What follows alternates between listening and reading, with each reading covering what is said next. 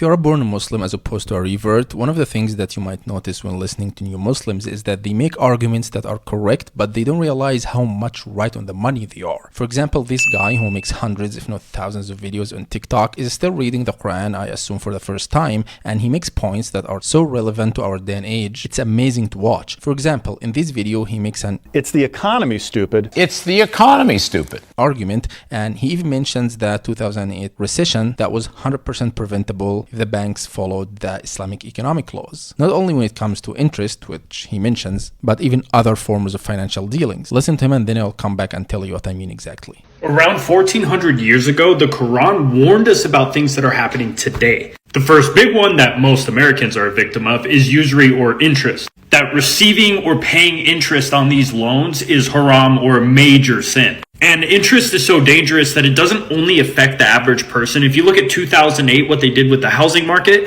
they collapsed the entire American economy by doing this, and it's going to start happening again in January. But that's a whole different subject. People get mad about that. So what he's saying is that interest was the reason behind the 2008-2009 economic collapse, which is definitely true, but there was a host of shady dealings that the banks were involved in that led to this disaster. All of them are forbidden in Islam. For example, selling loans, which is forbidden in Islam. You can't sell a loan. You can only sell tangible goods. Also short selling. I don't know if you know what that is, but it's basically betting on that someone or some entity would go bankrupt, which is also forbidden in Islam. Also, there's something called securitization. Again, I'm not sure how familiar are you with these terms, but it's a form of selling mortgages and assets in a way that's not always 100% of the time forbidden in Islam, but the way they were doing it was. Now, riddle me this. If Prophet Muhammad wasn't a prophet from God, how on earth would he know that these things are harmful even? The Islamic law is basically 1400 years old. There was no banks back then. Yet the Islamic financial law is so precise because it's from an omniscient God.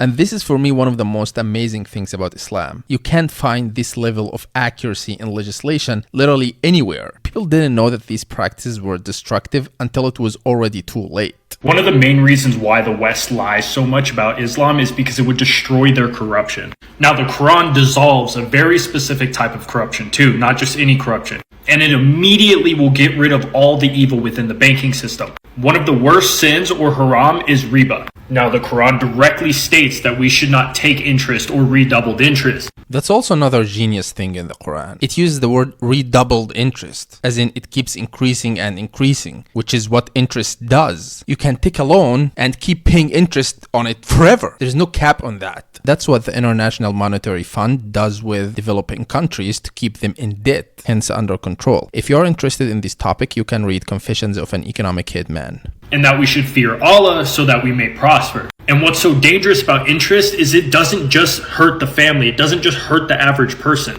Interest alone could take down entire nations. In America in 2023, net interest costs soared to over $659 billion.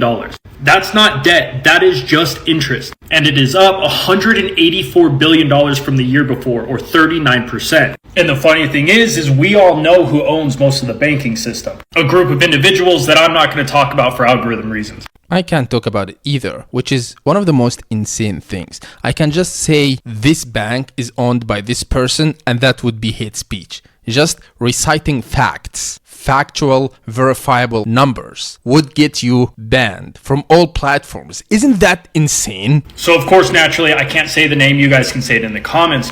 But put all that aside and think about how much good we could do in the world with $659 billion just in 1 year. Think about all the families we could feed. Think about all the homeless people that can get a roof over their head. And the crazy thing about this situation is we were warned about this in over 1400 years ago. Again, how is that even possible? How would Prophet Muhammad know that certain financial dealings would destroy entire countries 15 centuries into the future? How? That's why I don't believe that someone could study Islam and still disbelieve in Islam. That's almost impossible. Like, it's so obvious that that's not something that came from a man that lived in the desert 1400 years ago. This obviously came from a God. That's the only explanation. No matter what challenge you're facing in life, no matter what problem you have, it can be solved within the Quran. You just have to look. And there is no other belief system that exists that is trying to protect us as much as Islam. Now, another big part of the Quran, or Allah's word, is how they speak on women. We're all taught to look away from a woman's beauty whenever they are not modest. Now, this is very important for multiple reasons.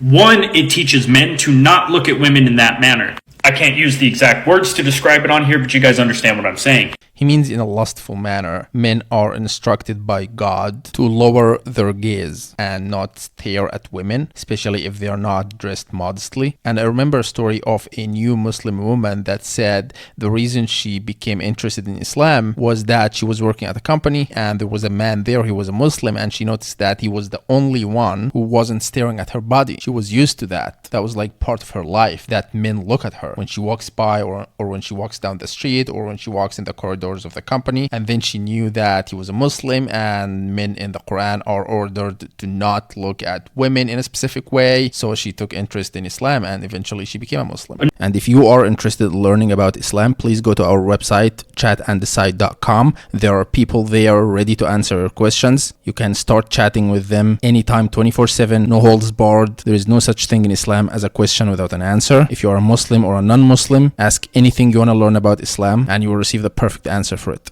Another reason why this is so important is because this is a method used by Iblis and the Jinn to corrupt us. Consuming adult content and content in that manner is causing depression and even worse. And I think everybody will agree with me on this one, that that kind of content is destroying the world. There was a time when saying this was kind of taboo. You had to say that adult content is empowering to women, this is the modern age, and that was the narrative. It still is kinda, but people are speaking up more and more about the destructive nature of such content. Now, another big major teaching of the Quran is surrounding food. There's a very specific process or set of rules that you need to follow when making the food halal, especially whenever it comes to meat and animals. First of all, it tells us that these animals have to be treated properly. They cannot live in life of fear. And whenever preparing this meat, it needs to be prepared in a certain way that actually prevents bloodborne illnesses. I want to ask you something, and please answer in the comments. Has any of you encountered people on the internet accusing Muslims of animal cruelty because they slaughter cows and sheep every year as a religious ritual? And ask yourself how many of those are now supporting slaughtering humans in Palestine. Interesting. Now, many people might not know this, but the Quran even warns us about racism. In chapter 30, verse 22, it talks about the diversity between our colors and our tongues, the language we use. And at chapter 49:13, it talks about how we were made in different tribes in a way that we should be able to know each other, to get along. I said in one video before that Muslims are almost never racist, and someone in the comments said, no, there are some Muslim racists out there, and I agree, there are, I'm sure. But what I meant was the default position of a Muslim is not racism. We are taught from a very young age that back then, when Prophet Muhammad was alive, some people were so insane that they would judge people based on their skin color. It's like a silly idea for the vast majority of Muslims, at least the Muslims that I encountered in my life, especially those who didn't grow up in the West. And the list keeps going on and on and on. It's funny because the more you read the Quran, the more you realize how true it is. And I truly believe that the people who don't like Islam and they hate the Quran and all this stuff, they really just have never looked into it before. They've never seen the beauty of the faith. Please like and subscribe. Thank you.